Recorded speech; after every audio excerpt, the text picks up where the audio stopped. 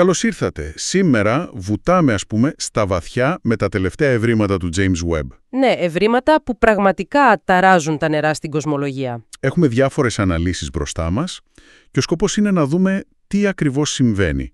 Πώς δηλαδή αυτό το τηλεσκόπιο φαίνεται να κλονίζει τα καθιερωμένα. Ακριβώς.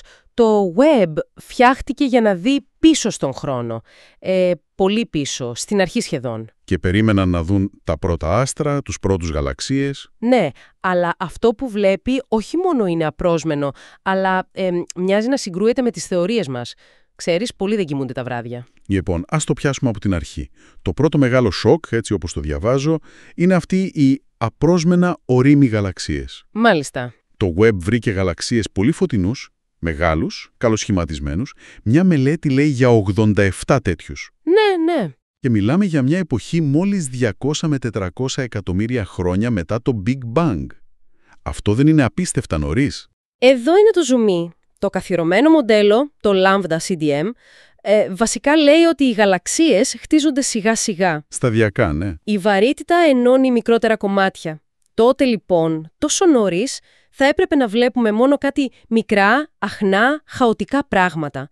Πρωτογαλαξίες. Όχι τέτοιες τεράστιες ώριμες δομές. Ακριβώς. Θεωρητικά δεν υπήρχε ούτε ο χρόνος, ούτε αρκετή ύλη μαζεμένη για να γίνουν τόσο γρήγορα. Αυτό αμφισβητεί όλο το χρονοδιάγραμμα. Και πώς ακριβώς το Lambda CDM αποτυγχάνει να το εξηγήσει? Πού είναι το πρόβλημα μαθηματικά, ας πούμε? Κοίτα, το πρόβλημα είναι θεμελιώδες. Για να φτιαχτούν τόσοι πολλοί αστέρες τόσο γρήγορα, θα έπρεπε σχεδόν όλο το αρχικό υδρογόνο και ήλιο να γίνει αστέρια. Δηλαδή 100% απόδοση? Σχεδόν. Και μάλιστα στραπιά.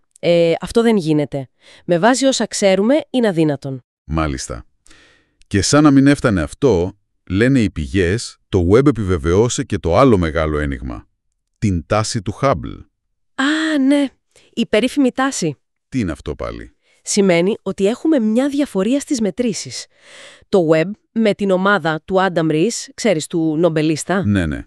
επιβεβαιώνει ότι η ταχύτητα που διαστέλλεται το σύμπαν εδώ κοντά μας είναι γύρω στο 73. 73 χιλιόμετρα ανά δευτερόλεπτο ανά μεγαπάρσεκ. Σωστά.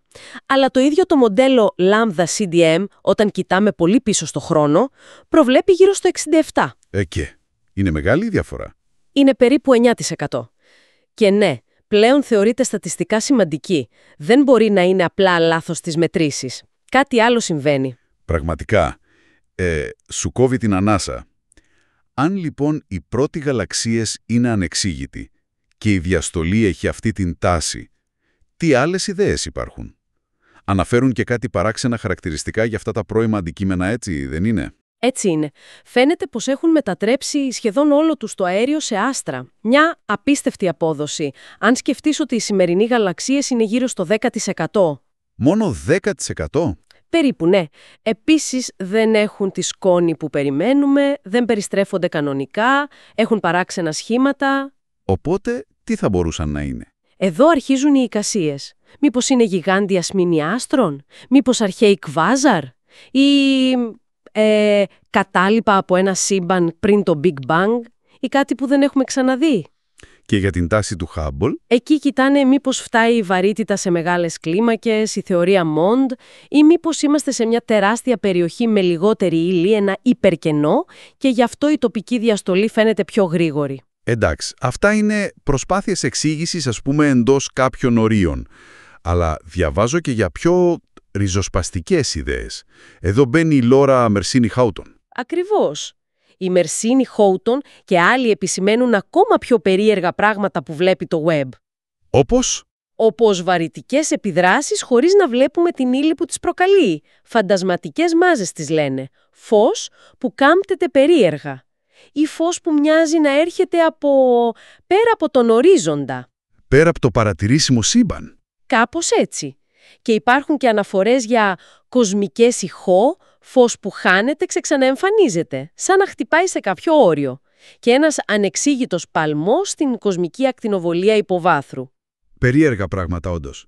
Και πού οδηγούν όλα αυτά? Ποια είναι η σύνθεση? Οδηγούν κάποιους να σκέφτονται σοβαρά την ιδέα του πολυσύμπαντος.